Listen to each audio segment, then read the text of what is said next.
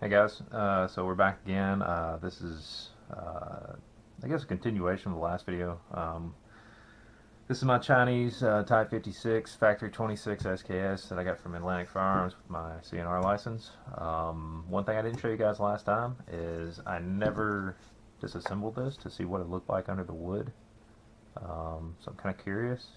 Not taking it apart yet, but I just wanted to, kind of do that real quick so you guys could see what, because a lot of times, you know, a lot of times there's some nasty stuff hiding under the wood that you may not, see otherwise. A lot of firearms may look good on the surface, but once you get them out of the wood, they could look absolutely terrible. Um, I've already obviously removed the bayonet, all the pieces of that. Everything looks great. Still some cosbling on it. So we're just going to disassemble this real quick. I am by no means an expert on disassembly. Plenty of videos out there. Midway USA's got some videos on it. Everybody on YouTube's got videos. So I'm just going to take it apart real quick and see what we have under the wood. So anyway, without further ado, we're going to go ahead and take this apart. Let's see, get that positioned right. Let's get our upper handguard with gas tube out. Let's take a look at our plunger, or rod, gas rod, whatever you want to call it. It's a little rough looking, but it looks fine. Nothing looks abnormal there. Let's see, upper handguard. As you can see, not much finish left there. If you look, you might not be able to see it with the lighting. There's still some cosmoline cake down in here. I'll need to clean this out pretty good. But the wood looks good. It's got a few gouges in it, but no noticeable cracks. As I said before, I may refinish this. I may not. I may just keep it kind of with the patina on it and just leave it the way it is. Anyway, so back to the SKS. Let's now get rid of that spring and plunger that's in here. So just make sure you keep this covered good when you flip this up, because it's got quite a bit of spring tension. You just don't want it shooting across the room. Hitting your cat or hitting your kids or whatever. So one thing I failed to mention at the beginning of this video, this firearm is unloaded. I will show you now, just for anyone on YouTube that's wanting to keep a check on things. Absolutely no ammo in there. And, always, start with weapon unloaded. You don't want any accidental discharges. Everything looks good here. It's just caked in a bunch of cosmoline and grease and gunk. So just everything I'll have to clean up really well. Let's see. Let's get to our top cover.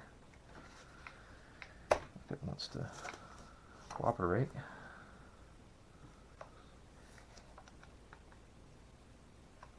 There it is. Get that spring out. Let's go ahead and get the bolt and carrier out. Let's pull back and lift up. Alright, so top cover.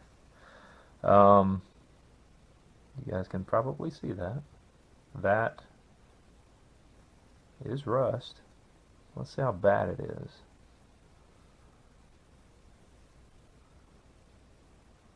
It doesn't actually look terrible. So it kind of looks like, you guys can probably see that, it kind of looks like some surface rust. I know it's hard to see, I apologize. But I don't think it's terrible. I think I can clean that out just fine. Let's see, the bolt and carrier. The carrier's got some junk in it, but it just wipes right off. There's still some cosmoline down inside that bolt handle there. This can actually be cleaned up really nicely. I may do that. The bolt itself doesn't look bad. It's just really grimy. You can probably see that. Bolt face is kind Kind of gnarly looking there. But as you can see, it's wiping right off there. So it's just a lot of gunk. It just needs a good cleaning. All right.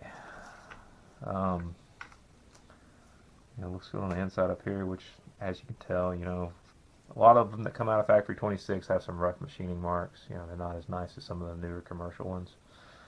So let's flip it back over. And the fun part, getting this detent pressed in to get this thing.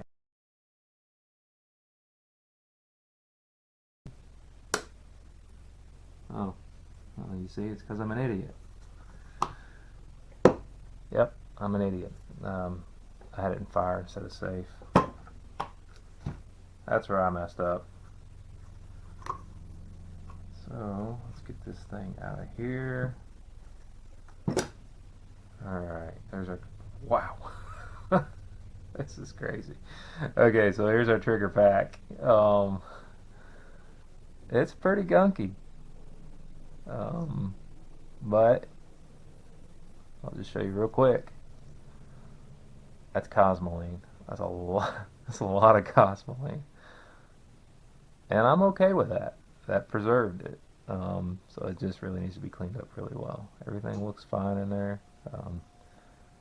Obviously you gotta get some of the things like a few pieces of wood out of it sometimes. So anyway, we'll set that aside. All right. Let's get our magazine out of here. Sometimes they're a pain in the tail. I don't really know why. Sometimes I really hate taking these out.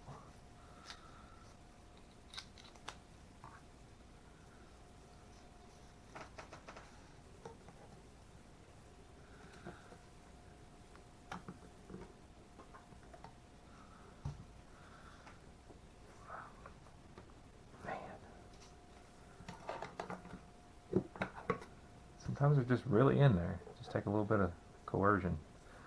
Okay, so let me set this back down. So, here's our magazine. You can see that. And once again, finish is gone there, but I suspect this is all just cosmoline here. And it is. It's a lot of cosmoline. But hey, that's great. It preserves it. That's why these things are in such great mechanical condition sometimes. Maybe not so much finish when we get them imported. Alright, so let's oops, almost forgot. I gotta get the cleaning rod out of here. It's gonna fight with me too. There it is. It's still got some cosmoline all over it, but the threads are still good. It looks fine, and it's just missing some finish. To be expected. Alright, now let's get this thing out of the wood. See what we're dealing with here.